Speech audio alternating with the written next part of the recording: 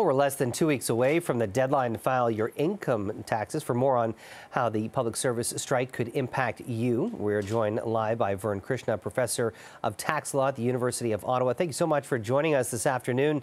I guess a lot of people are wondering, Vern, do I have to file my taxes if there's a strike going on? What do they need to know? Well, the first thing they need to know is that they should file their taxes on time and do so promptly and retain the evidence that they have done so by sending it through some form that provides them with a dated receipt. So that's the first thing to protect their interest, that all taxpayers should file on time. Whether they are processed on time or not is a completely different issue and will have consequences.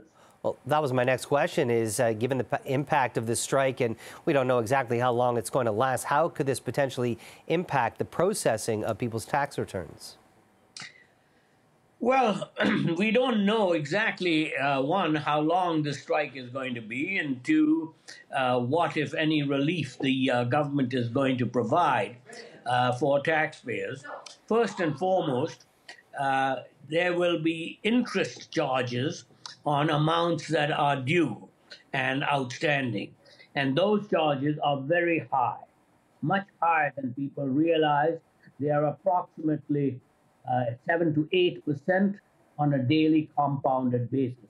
That number adds up very quickly. So that will continue to apply. And taxpayers do not want to be in that situation. And we hope that the government will provide the appropriate relief to taxpayers who suffer from interest charges that are not any fault of their own.